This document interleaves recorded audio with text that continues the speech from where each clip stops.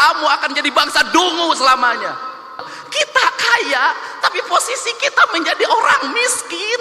Kita ini bangsa kaya raya, Pak Ketua DPRD, tapi kita kayak orang miskin. Seorang nasionalis, dia akan menangis ketika hutannya dibabat.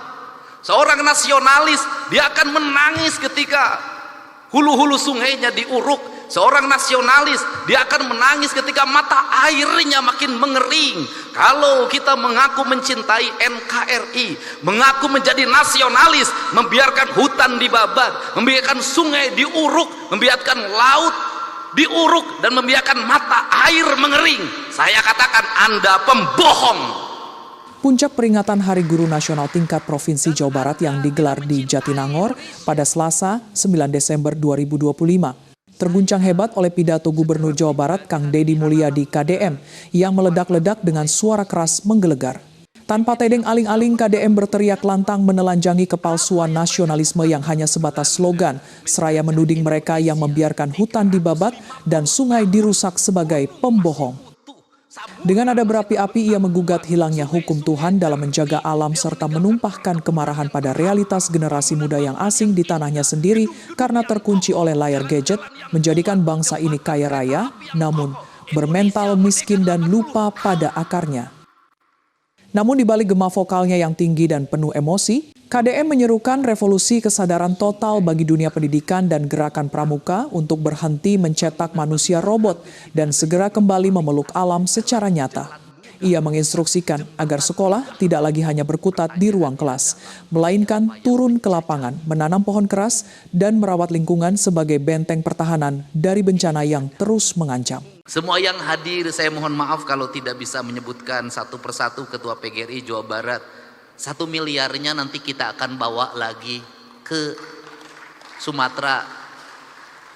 Dan kita nggak usah membeli makanan dari sini, nggak usah beli beras dari sini. Kita bawa uang, Pak. Karena yang diperlukan oleh pengungsi hari ini adalah uang. Toko sudah mulai buka, warung sudah mulai buka. Yang tidak punya adalah mereka uang. Kalau mereka makan mie tiap hari terus juga kasihan juga. Nanti kita bawa uang dibagikan agar ekonominya muter. Cara saya menyikapi sesuatu pakai kitab. Kitabnya itu ada dalam pikiran dan perasaan saya. Saya selalu meyakini bahwa bisikan yang terbaik dalam hidup itu adalah bisikan hati yang terjaga dari puasa. Itu prinsip. Saya nangis, Pak. Kenapa saya nangis? Ada hal yang harus dibicarakan oleh kita.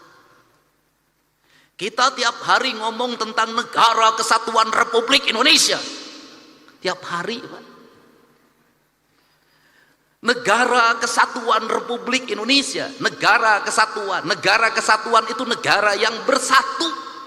Negara yang bersatu itu negara yang tidak terpisah.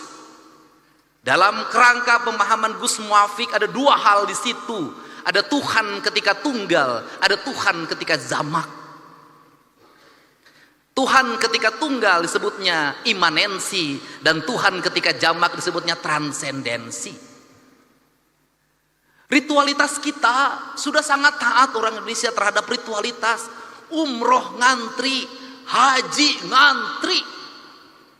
Luar biasa ritualitas kita. Masjid terbangun di mana-mana dengan indah. Tetapi ada 2 hal yang hilang, tercerabut dalam tradisi agama kita adalah kita mencintai Tuhan tapi lupa terhadap hukum Tuhan.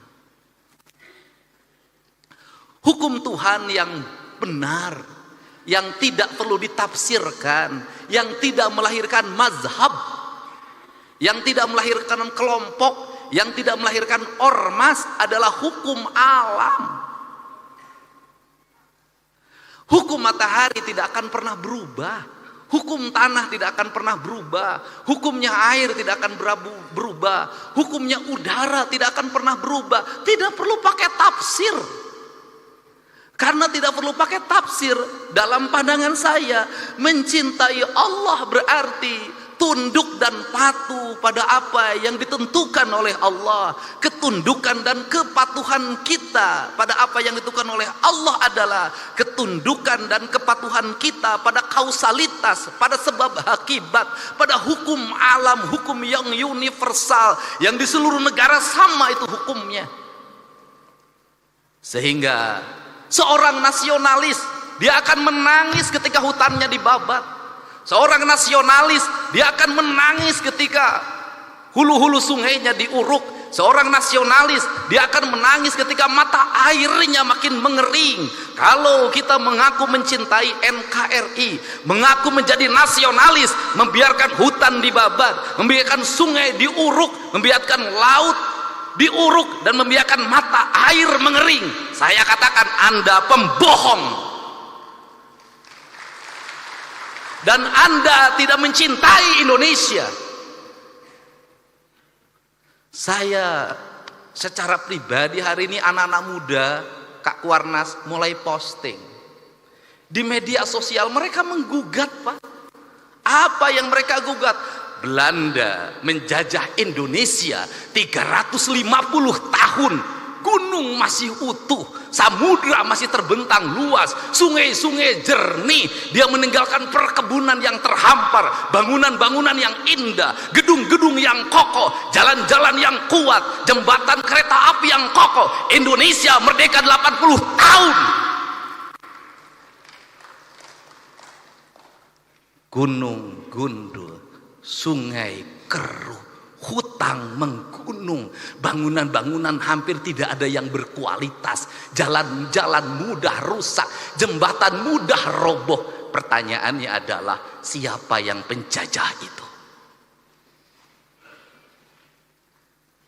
Ini kesadaran mungkin tidak layak diomongin sama gubernur, tapi saya mewakili hati nurani saya yang selalu ingin saya ungkapkan dimanapun. Kenapa? Ini problem bangsa.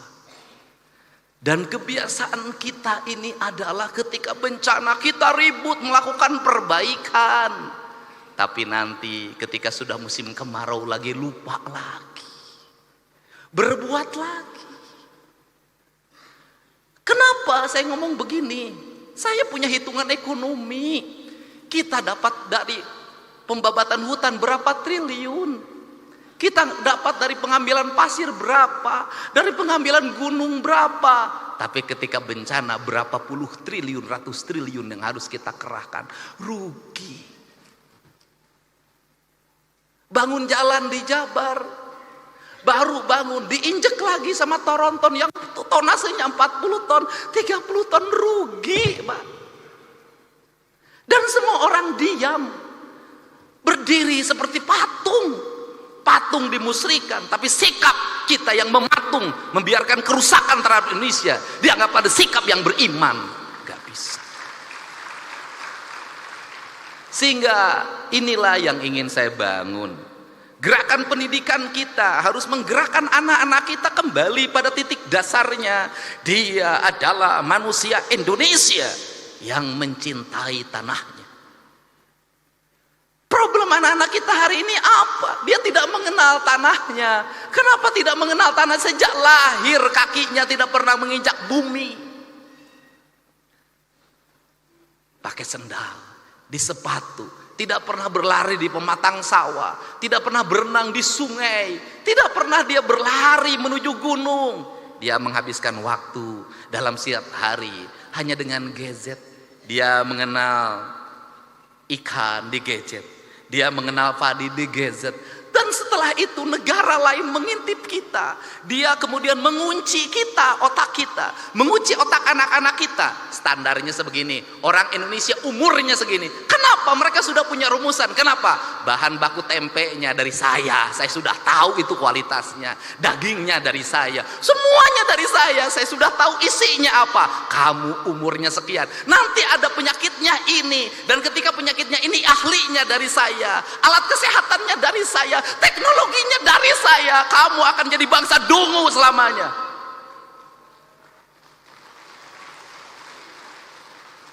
Saya tahu yang begini, Pak. Setelah itu permainannya dari saya, film Rekodnya dari saya, permainannya dari saya, gambar-gambarnya dari saya, semuanya dari saya. Kita menjadi bangsa penjual, penghamba. Kita kaya, tapi posisi kita menjadi orang miskin. Kita ini bangsa kaya raya, Pak Ketua DPRD, tapi kita kayak orang miskin. Mangga diambil dan kita menyembah pada yang mengambilnya. Ini prinsip. Gerakan kepramukaan harus seperti ini. Gerakan agama harus seperti ini, menjadi solidaritas kesadaran. Kenapa? Mumpung masih ada waktu, sebelum semuanya terlambat. Saya ngomong hari ini, pramuka itu kitri.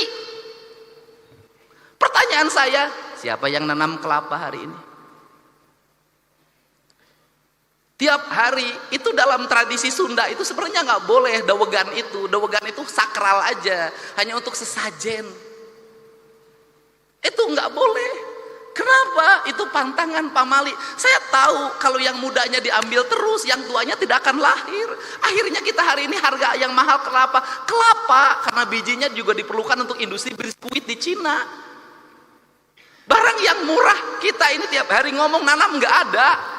Maka pemerintah Provinsi Jawa Barat tahun ini itu membuat sebuah kewajiban, seluruh bantaran sungai setelah dinormalisasi, setelah rumah-rumah kumuhnya dibongkar, maka harus tanamin pohon kelapa sepanjangnya. Saya tiap hari nanam pohon kelapa. Kenapa? Ini pohon yang paling kokoh. Kemudian nanti itu apa yang dilahirkan dari pohon kelapa itu minyak. Dulu kita di mana di Jawa Barat penghasil minyak terbaik? Ciamis. Minyak keletik. Saya tahu betul pada saat minyak keletik dikonsumsi oleh kita, dikembangkan pikiran bahwa minyak keletik itu mengandung kadar kolesterol tinggi, berbahaya bagi kesehatan. Terus itu. Yang baik itu adalah minyak sawit. Sekarang dibalik lagi, yang terbaik itu adalah minyak kelitik barat. Itu begitu. Kamu ketinggalan, yang bagus ini. Saya katakan, saya bertemu dengan orang-orang yang pinter. Dia ketawa. Apa itu? Kalian itu menuju ke tempat saya pergi. Kenapa? Kita ngikuti peradabannya orang lain sudah meninggalkan peradaban itu, dia menuju ke peradaban kita.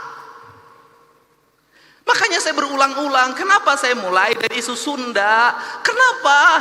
Karena orang Jawa Barat itu Sunda, tadi diceritakan pada saat Nabi Muhammad lahir, kita sudah ada Salaka Negara, sudah ada Taruman Negara, sudah ada Galuh. Artinya apa? Pada saat orang lain jahiliyah, kita ini sudah berperadaban.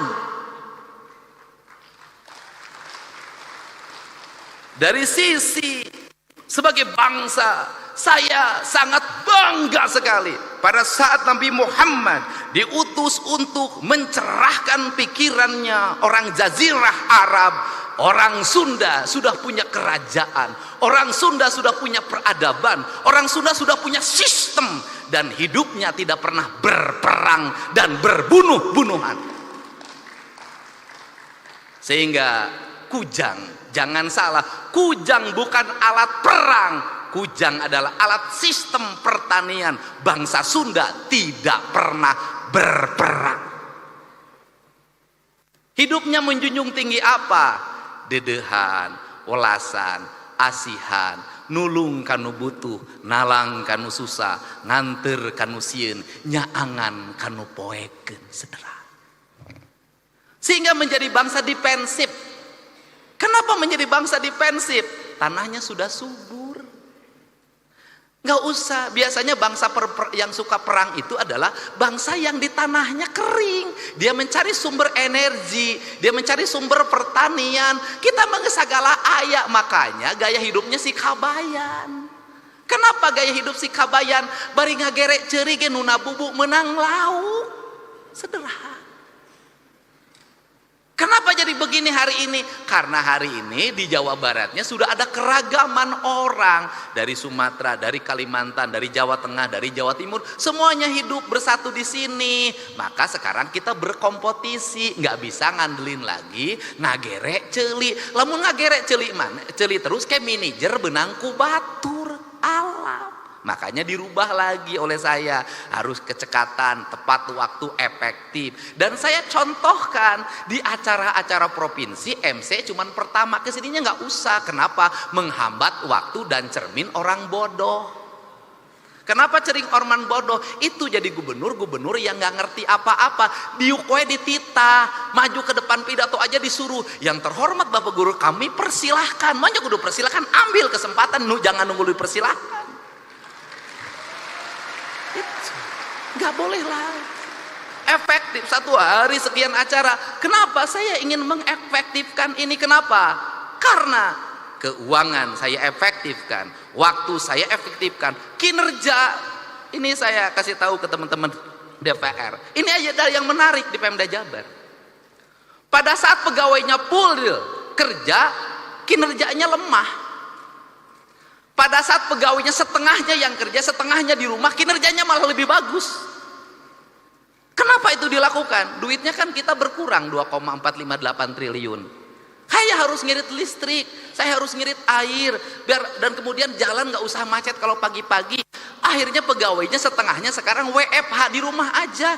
Kemudian lebih produktif saya lihat, dan mereka pendapatannya lebih baik. Kenapa? Tiap hari nggak usah jajan di kantin, nggak usah ngongkos mobil. Tapi kan kinerjanya, ini alam sudah beda, bukan alam lagi berkumpul hari ini.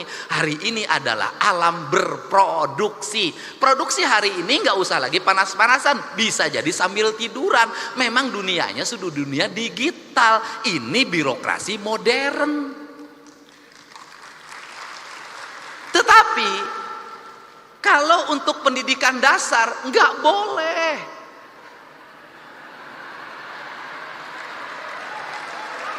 Nggak boleh.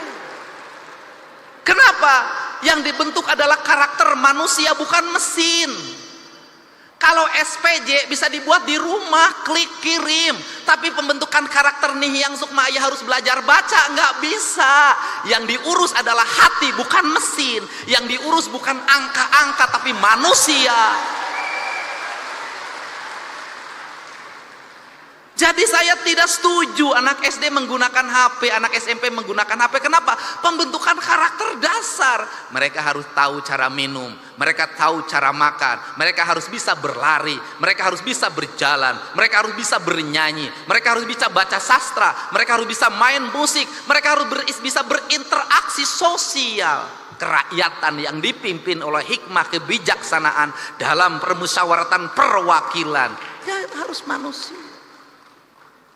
Pada akhirnya yang dunia digital juga ada waktunya bertemu. Kenapa? Karena rindu tak pernah tertahan. Nanti ada kangennya, pegawai-pegawai Pemda kangen berkumpul. Sebulan sekali bertemu. Kenapa? Karena rindu itu tak bisa hanya dengan video call. Tidak hanya dengan chat. Pada akhirnya kita adalah manusia nyata, bukan manusia maya. Nah, kerangka ini harus dibangun. Sehingga apa? Ini tantangan buat MUI. Kalau selama ini selalu dikatakan dosa besar itu berzina, ya. Judi, ya. Tapi menurut saya hari ini harus ada yang ditingkatkan. Dosa yang paling besar itu adalah merusak alam. Paling besar yang berzina hukumnya dirinya dan istrinya dan keluarganya. Tapi membabat hutan di Ciwidey,